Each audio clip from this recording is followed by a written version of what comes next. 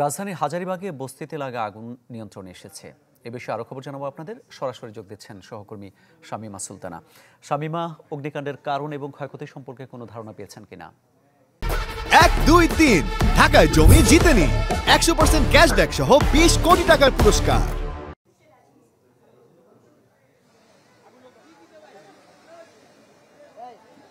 আমরা fire service and civil ডিফেন্সের সাথে কথা বলেছি। তারা যেটি বলেছেন যে এই যে আগুনের ঘটনা, এই জায়গাটির নাম হচ্ছে গিয়ে ঝাউচর বস্তি এলাকা।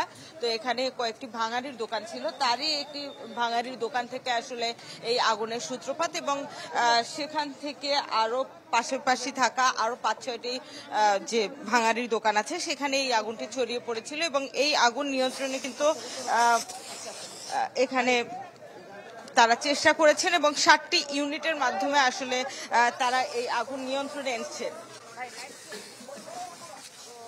আপনারা দেখছেন যে এখনো যেসব জায়গা আসলে পুড়ে গিয়েছে সেসব জায়গায় কিন্তু এখনো আসলে পানি দেওয়া হচ্ছে এবং আগুন নিয়ন্ত্রণে এসছে, কিন্তু ধোঁয়াটা রয়ে গেছে। আর যেহেতু এখানে প্লাস্টিকের পরিমাণ অনেক বেশি, তো আগুনটা আসলে ভেতরে একটা ধোঁয়ার ভাব রয়ে গেছে এবং টিম করে আসলে সেই আগুনটা নিভু নিভু হয়ে আছে। তো সেই জন্য তারা এখনো চেষ্টা করছেন, এবং যদিও নিয়ন্ত্রণে এসছে মূল আগুনটা, কিন্তু এখন পুরোপুরি আসলে নিয়ন্ত্রণে আনার জন্য তারা কাজ করছেন। এবং আপনারা দেখছেন যে প্লাস্টিকের আগুন কিন্তু আসলে সহজে চাইলেই নেভানো যায় না, কোথাও না কোথাও একটু একটু করে নিভু নিভু অবস্থায় সেটি থাকে, এবং সেজন্যই তারা এই কাজটা করছেন।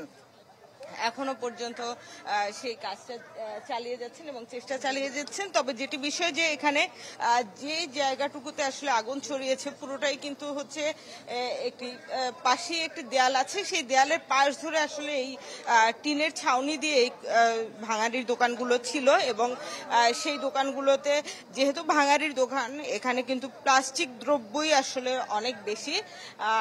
যেহেতু আমরা আসলে দৈনন্দিন জীবনে প্লাস্টিকের সংখ্যা আমাদের অনেক বেড়ে গেছে, তো ভাঙাড়ির দোকানেও সেজন্য সেই প্লাস্টিকের হারটাই বেশি। আর সেজন্যই কিন্তু একটি নিয়ন্ত্রণে আনতে একটু বেগ পেতে হয়েছে, অল্প দোকান থাকলেও, এবং সেজন্যই কিন্তু এক এক করে এখানে 7টি ইউনিট এসছে লালবাগ থেকে, আশেপাশের অন্যান্য এলাকা থেকে কিন্তু এখানে ইউনিট আনা হয়েছে। সব মিলে 7 ইউনিট দিয়ে তারা চেষ্টা করছেন, এবং তারাও যেটি বলেছেন যে এটি যদি এমনি অন্য কোনো জায়গার আগুন হতো তাহলে এটাই আসলে খুব বেশি বেগ পেতে হতো না, যেটি এখন তারা পেয়েছিলেন। তবে খুব বেশি ছড়াতে দেননি, তার আগেই তারা নিয়ন্ত্রণ করে ফেলেছেন। তারা চেষ্টা করেছেন, পাশে কিন্তু একটি মাদ্রাসাও আছে, কিন্তু সেই পর্যন্ত আসলে আগুন পৌঁছাতে পারেনি। সহজেই সেটি তারা করেছেন, এবং সেই কাজে তাদেরকে যারা এখানে স্থানীয় আছেন তারাও কিন্তু সাহায্য করেছেন, এবং সেই আগুন কিন্তু এখন বলা যায় আসলে এটি যে ভয়াবহতা হতে পারত ঈদের সময়, ঈদের ছুটিকে কেন্দ্র করে, সেই দুর্ঘটনাটা আসলে বা সেই ভয়াবহতার মাত্রাটা আসলে অত বেশি হয়নি, দ্রুতই কাজটা করা গেছে। মামুন, ধন্যবাদ আপনাকে। রাজধানীর হাজারীবাগ বস্তির অগ্নিকাণ্ডের খবর জানাচ্ছিলেন সহকর্মী শামীমা সুলতানা।